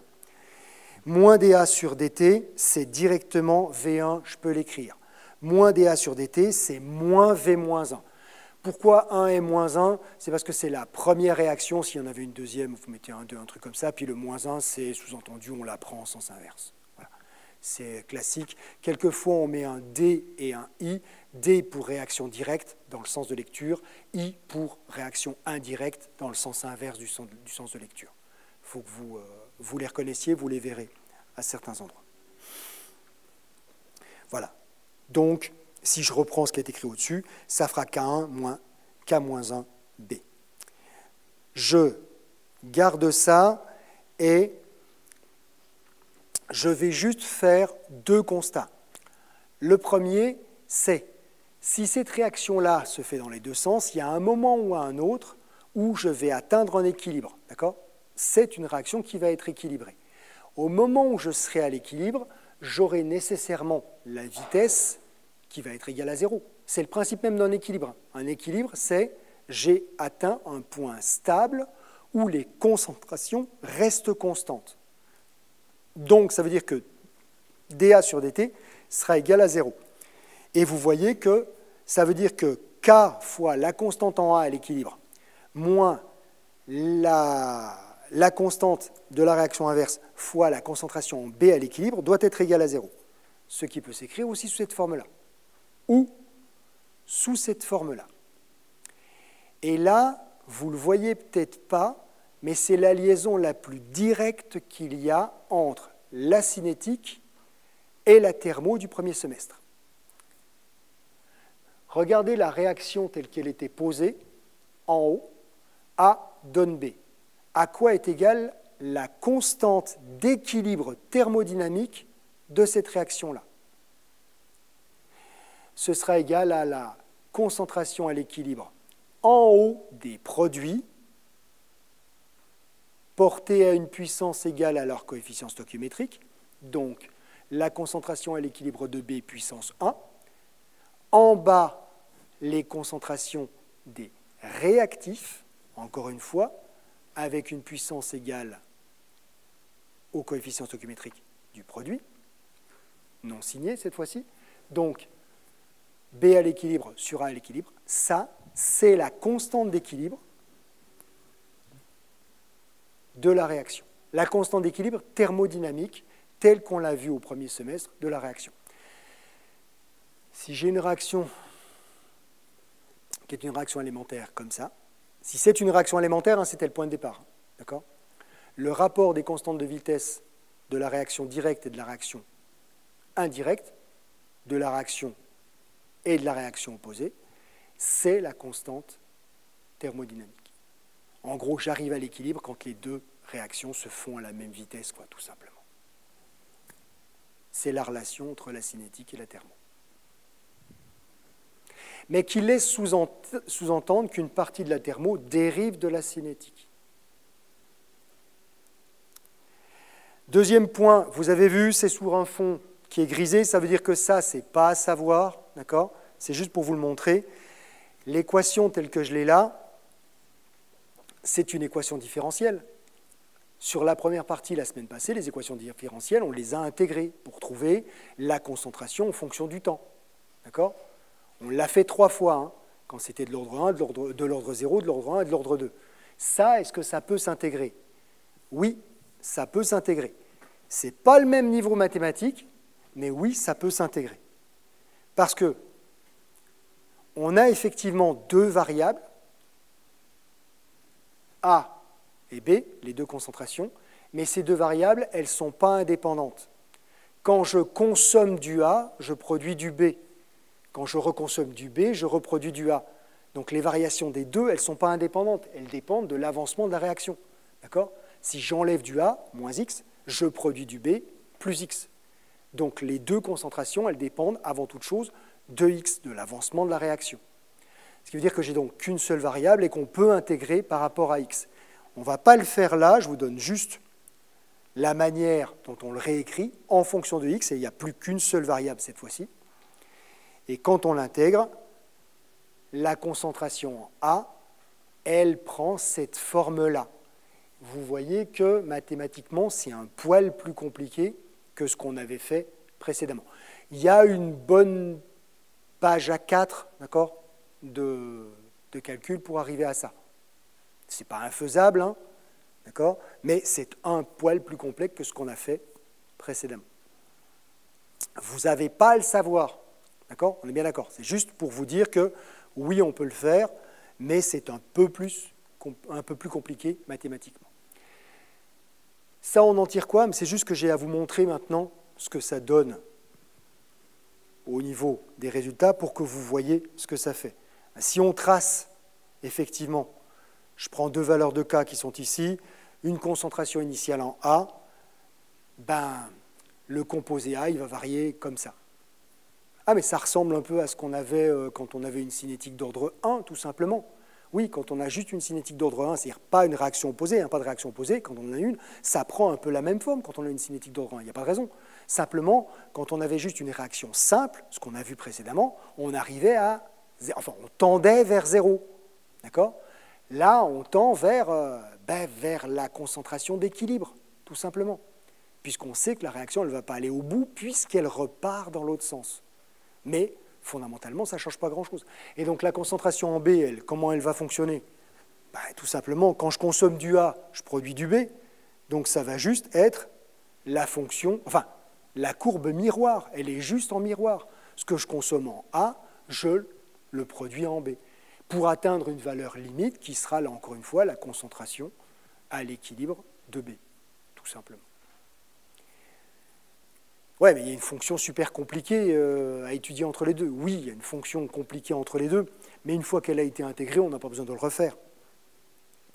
Les points qui sont importants, là maintenant, c'est juste de vous montrer que les résultats que l'on a dû vous décrire quand on en a parlé éventuellement quand vous étiez au lycée, ça dépend des cursus que vous avez suivis et de l'enseignant que vous avez eu, hein, d'accord ? On peut les retrouver assez simplement à partir de ce qui vient d'être établi ici. Là, je vais partir de concentrations qui sont différentes, d'accord? Et je laisse évoluer la réaction. C'est un équilibre. Le principe d'un équilibre, c'est qu'on finit toujours, quelles que soient les concentrations initiales, à arriver au même point d'équilibre, d'accord? C'est ce qu'on voit ici. On est parti avec des A et des B, des A0, B0 qui étaient très différents, mais de toute façon, au bout d'un certain temps, puisque c'est un équilibre, on va atteindre l'équilibre. Voilà, c'est ce qu'on voit ici. Et j'utilise juste les résultats précédents, hein, les mathématiques qui étaient précédemment faites. Même chose, on va faire varier K1 et K2, mais on va garder leur somme constante. Vous allez voir pourquoi juste après.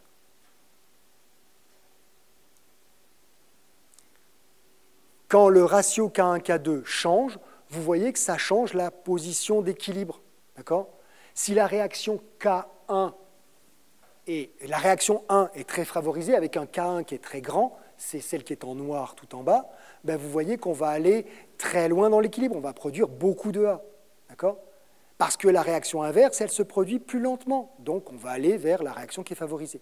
Si au contraire, c'est la réaction 2 qui est très favorisée, c'est le bleu clair que vous avez tout en 2, ben, du A, on ne va pas en produire beaucoup, parce que dès qu'il est produit, la réaction dans l'autre sens étant très rapide, on reproduit du A.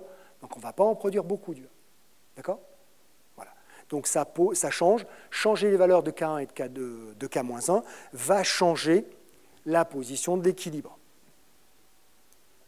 Si au contraire, ce qu'on change, on va garder le même rapport, mais la somme des deux, c'est de plus en plus grand. En gros, les K étant de plus en plus rapides, hein, c'est qu'on va avoir des réactions de plus en plus rapides. Mais on garde le même ratio. Regardez, oups, il n'a pas voulu me lancer celui-là, directement.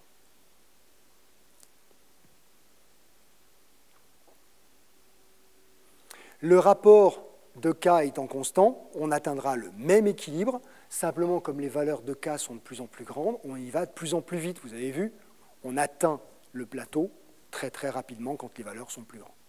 Voilà. C'est les résultats principaux qu'il faut en déduire.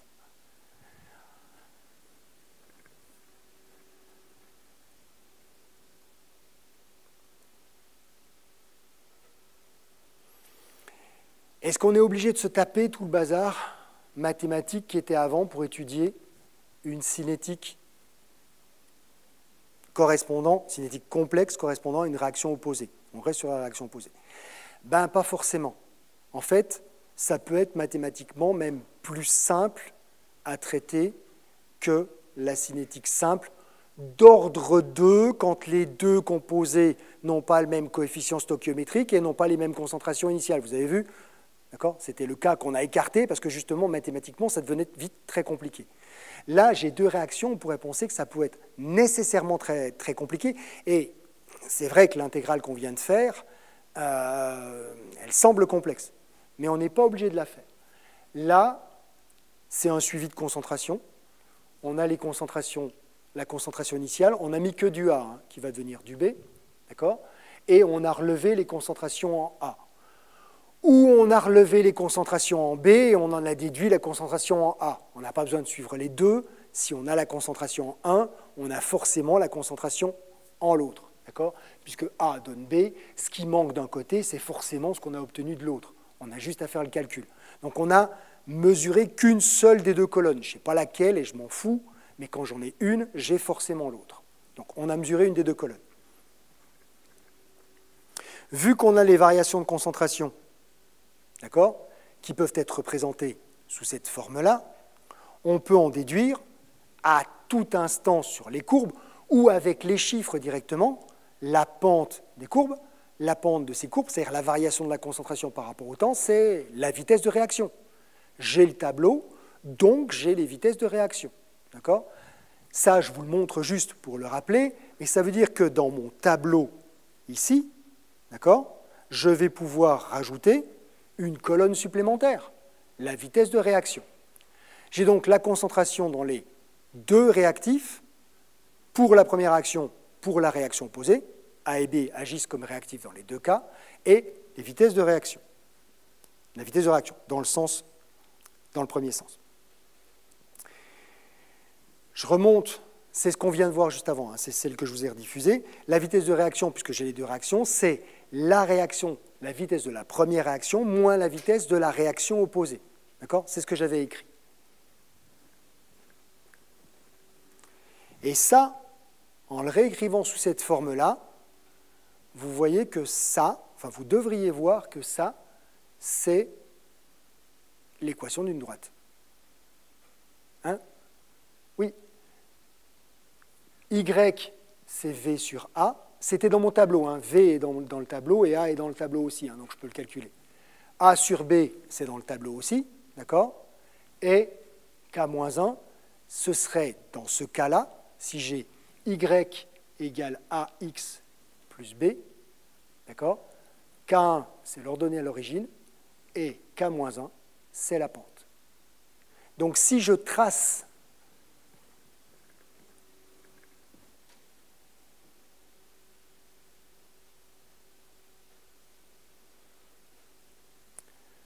V sur A en fonction du rapport B sur A, j'obtiens une droite. L'ordonnée à l'origine, c'est K1, la pente, c'est K-1. Pas de calcul, pas d'intégration, juste une colonne de plus sur mon tableau à calculer B sur A et à calculer V sur A, c'est ce que j'avais déjà. Encore une fois, dans un tableur tel qu'Excel, c'est juste deux formules à rentrer, vous tirez un coup, vous avez les résultats, vous demandez le graphique. Là, en plus, dans un logiciel comme un tableur, l'équation de la droite en question, hein, il vous la fournit directement, vous avez juste à la demander, il n'y a même pas besoin de la calculer, d'accord? Ça se fait tout seul. Et donc là, en 4 minutes, sur un tableur comme Excel, vous avez les deux coefficients de vitesse. Sans avoir fait une once d'intégration et en étudiant deux réactions simultanément. Ça va? Donc ce n'est pas forcément, c'est ce que je sous-entendais la semaine passée, ce n'est pas parce que c'est de la cinétique complexe que c'est forcément mathématiquement compliqué. Au contraire, là, c'est presque plus simple. Ça va? On avance.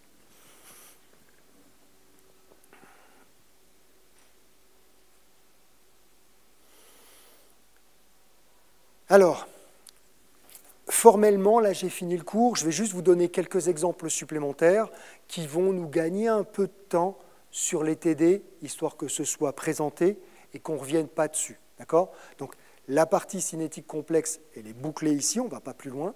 Okay? Je reprends juste quelques éléments à travers des exemples qui sont plus ou moins des exercices ou des problèmes, d'accord? Histoire de nous simplifier la vie et d'aller un poil plus vite au niveau des TD.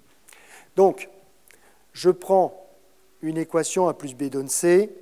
On a récupéré. C'est typique de ce qu'on pourrait trouver dans un exercice d'examen, hein, d'accord? On vous file le tableau suivant. Voilà. Et première question, quel est l'ordre de la réaction. Voilà. Typiquement, c'est ce qu'on pourrait poser. Donc là, comment on a fait l'expérience, on s'en fiche. Comment on a déterminé la concentration, on s'en fiche. Juste, on sait qu'on a la variation de la concentration en fonction du temps. D'accord ? Et vous aurez remarqué que c'est donné uniquement par rapport à A, mais généralement, c'est donné uniquement par rapport à une concentration. Peut-être que quelque part ailleurs, on nous a donné aussi la concentration initiale en B. Ça ne m'intéresse pas pour le moment, d'accord ? Ce n'est pas une information que j'ai ici. On voudra la constante de la vitesse de réaction également, et puis le temps de demi-réaction. C'est typiquement le triptyque auquel vous aurez affaire.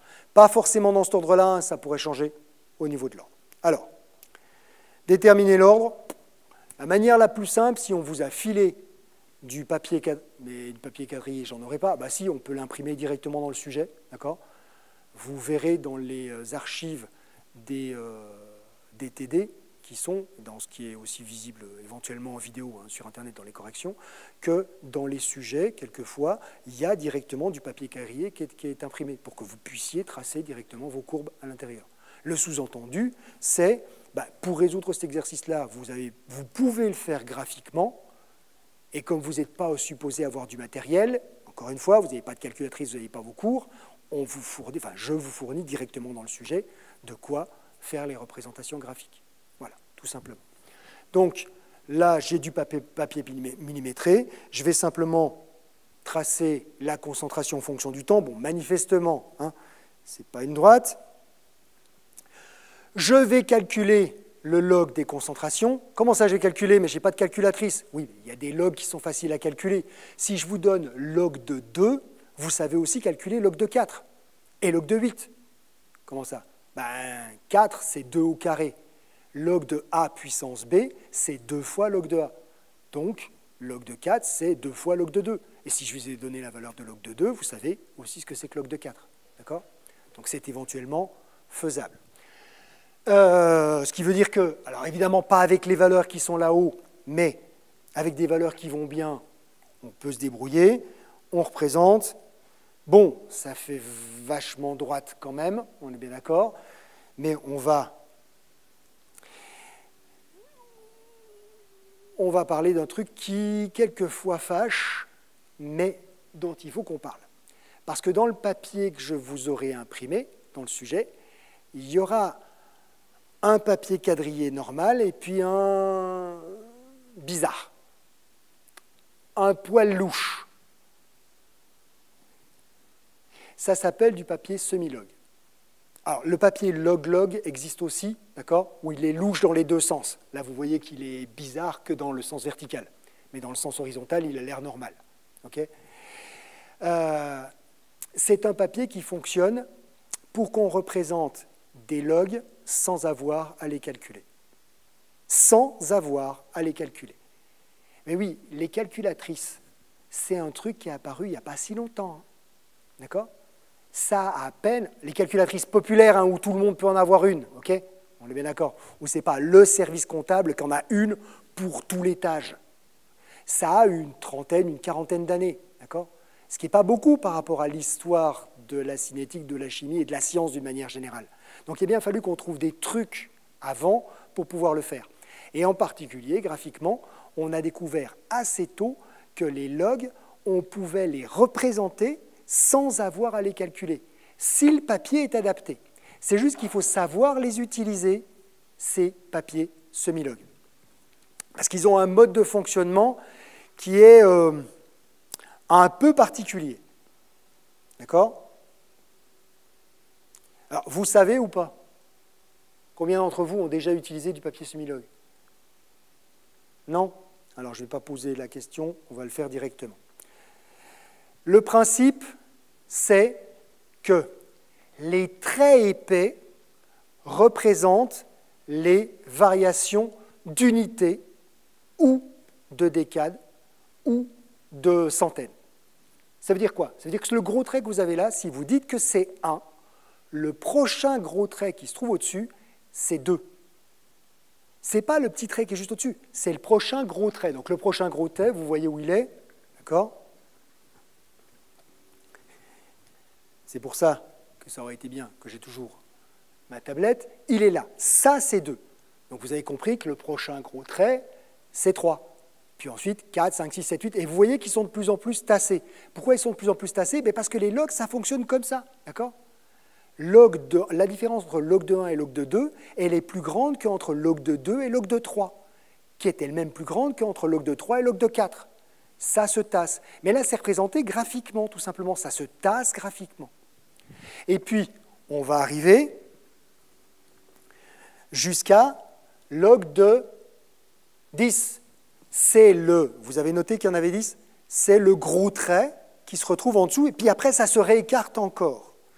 Oui, 9 est ici, 10 est là. Et le prochain gros trait qui est au-dessus, ce n'est pas 11, c'est 20. D'accord? Donc le prochain gros trait qui se trouve au-dessus, c'est 20. Puis 30, puis 40, puis etc., jusqu'à 100. Et si on avait encore ceux qui étaient au-dessus, le prochain gros trait, ce n'est pas 110, c'est 200, puis 300, puis 400, etc., etc. D'accord? Ça veut dire aussi que si je vais vers le bas, le gros trait qui est juste en dessous du 1, c'est combien?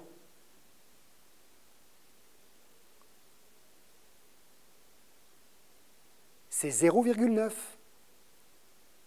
Puisque le gros trait qui est tout en bas, si j'ai multiplié par 10, quand je suis passé au gros trait, la prochaine série qui est au-dessus, j'ai multiplié par 10, j'ai divisé par 10 pour redescendre à la série du dessous. Donc celui qui est tout en bas, c'est 0,1. 0,2, 0,3, 0,9, 1, 2, 3, 4, 5, 6, 7, 8, 9, 10, 20, 30, 40, 50, 90, 100, 200, 300, 400, etc. 1000. D'accord? Sur une page comme ça, je peux aller de 0,1 à 100, d'accord, en ayant tout à représenter dessus. Sur un graphique normal, je ne peux pas le faire, ça. D'accord, ça va être tout tassé, d'accord, de partout. Là, ce n'est pas tassé. Et donc,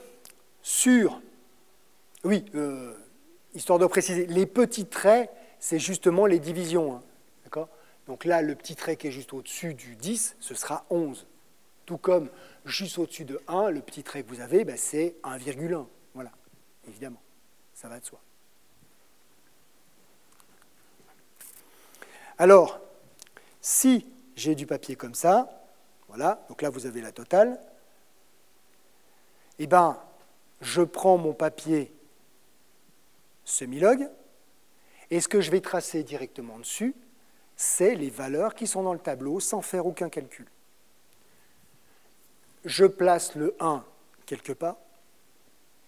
Je peux le mettre n'importe où, hein, mais je vais le mettre au milieu parce que j'ai des valeurs au-dessus et en dessous. Donc la première valeur que j'ai à placer, c'est 20.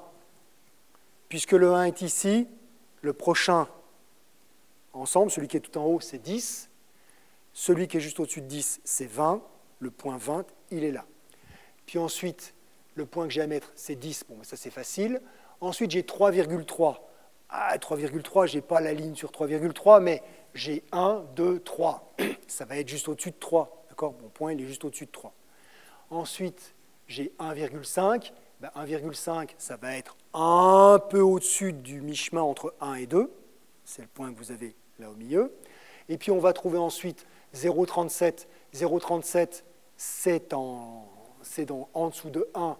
Donc, je vais calculer 0,1, 0,2, 0,3 et 0,4. Entre 0,3 et 0,4, plus près de 0,4, etc., etc. Oui, mais on les place à peu près, les points là.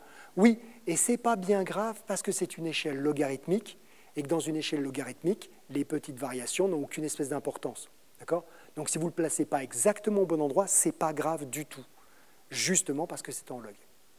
Donc, le mettre pile entre 0,3 et 0,4 ou un peu au-dessus parce que vous savez que c'est un peu décalé vers le haut, ça n'a aucune espèce d'importance, graphiquement, ça ne fera pas de différence.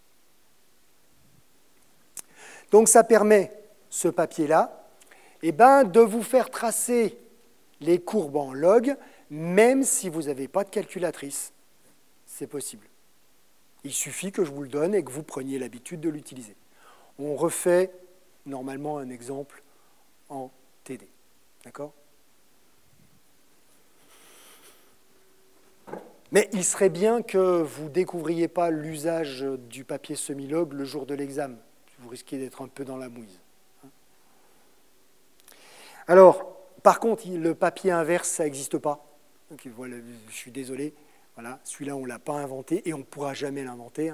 Donc, ça veut dire que les 1 sur A, eux, il faut effectivement les calculer. Mais calculer des inverses, ça se fait facilement, surtout si les valeurs que je vous donne, elles se prêtent bien. Je vous donne 8, ben ça va, vous allez pouvoir calculer que c'est 0,125. Ça ne devrait pas prendre trop de temps. D'accord ? Vous allez pouvoir le faire.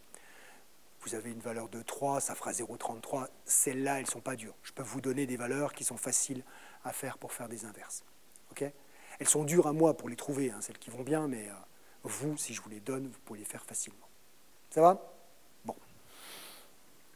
Donc on calcule les 1 sur A. Et puis celui-là, on les représente dans quoi ? Ben, vous allez les représenter sur le papier millimétré, normal. Donc la même feuille sur laquelle vous avez déjà tracé la concentration en fonction du temps. Donc l'inverse de la concentration, elle se fait sur le papier millimétré normal. Bon. Et puis, ben là, juste pour le principe, on la trace, ce n'est pas une droite non plus. Donc, il est évident que, première réponse, c'est une cinétique d'ordre 1, voilà, puisque c'est le log qui est linéaire en fonction du temps, et donc on peut passer à la deuxième question, qui était de calculer le coefficient de vitesse, qu'on ne peut pas tracer, enfin qu'on ne peut pas calculer directement avec la courbe en semi-log. Ben, là, je peux calculer une pente. Là, sur... Non, parce que vous êtes... Ce qui est représenté, ce n'est pas 20, 10, 3,3, c'est le log 2 qui est représenté. Mais vous n'avez pas la valeur. Ça a été mis au bon endroit parce que le papier le calcule à votre place, mais il ne vous le montre pas. D'accord ? Donc, on ne peut pas calculer la pente directement à partir de la représentation graphique. Ce n'est pas possible de le faire si on a du papier semi-log. Ben, ça veut dire qu'il va falloir faire quoi ? Ben, ça veut dire qu'il faut quand même bien les calculer, les logs. On n'a pas le choix, d'accord ? Parce que c'est bien des logs. La pente, c'est moins K, enfin, nu K T, d'accord, d'une manière générale. Et il va falloir trouver 2 points. Ça veut dire qu'il va falloir quand même calculer le log 2 et le log 2. Voilà. Alors, comment on fait quand on n'a pas de calculatrice ? Eh bien, vous l'avez peut-être déjà vu au premier semestre dans quelques exercices, j'en sais rien. On vous donne des valeurs qui vous permettent de calculer. Encore une fois, si je vous donne la valeur de log de 3, vous êtes capable de calculer la valeur de log de 9. Je vous ai donné la valeur de log de 2 et de log de 3, vous êtes capable de calculer la valeur de log de 6. D'accord ? Parce que c'est 3 fois 2. Donc ça fera log de 2 plus log de 3. Voilà. OK ? Donc c'est ce genre de truc-là qu'il faut utiliser. Encore une fois, si ça tenait qu'à moi, vous auriez des calculatrices. Au premier semestre, vous en aviez, parce que c'était moi qui décidais comment on opérait en UE3. Là, ce n'est pas moi. Donc, vous n'avez pas de calculatrice. Et je le regrette, parce que c'est idiot. Mais c'est comme ça. C'est bon ? Donc, voilà, il suffira de le calculer. Il faut les avoir, les valeurs. On peut les calculer. Donc, je vous donne log de 2, log de 3. Si on prend, par exemple, les points qui sont à 20 et à 0,2, log de 20, c'est 2 fois 10, donc c'est log de 2 plus log de 10. 0,2, c'est 2 divisé par 10, donc log de 2 moins log de 10, d'accord ? Et puis, voilà, là, en plus, les log de 10 vont disparaître, ça va être plus simple. OK ? Ça va ? Donc, il suffit de faire le calcul. Là, j'ai donné les valeurs. J'ai tout bousillé. Ça va ?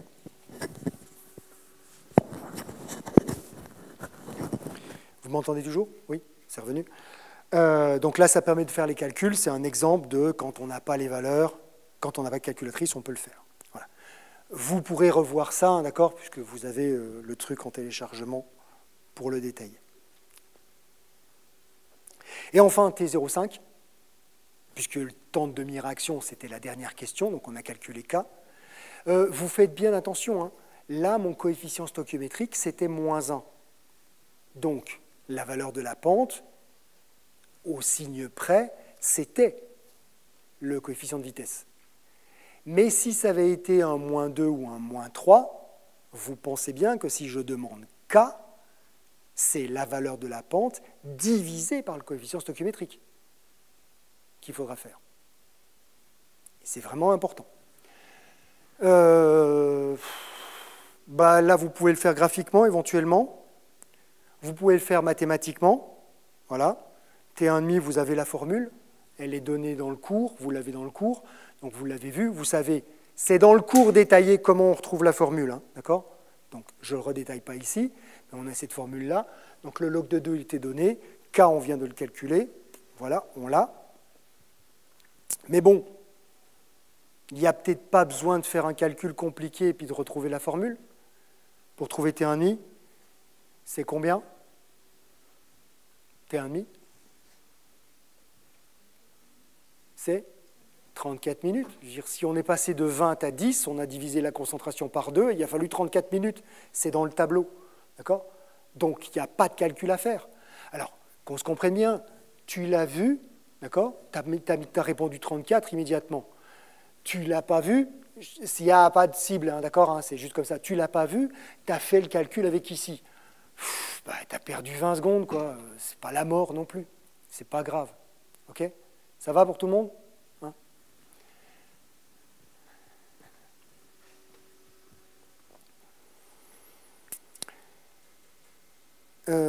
On peut continuer. Qu'est-ce que j'ai? Et vu l'heure qu'il est, eh ben voilà, on s'arrête. On est arrivé au bout. Donc j'ai fait un exemple. On se retrouve, il me semble, dès la semaine prochaine pour les TD, non? C'est ça, il me semble, lundi. Ça commence lundi. Donc on se retrouve pour les TD. Je n'ai pas encore mis en ligne les exercices. Je ne les ai pas finis. Donc je les termine. Je termine la feuille d'examen. Elle est presque terminée. Il faut juste que je fasse du propre dessus.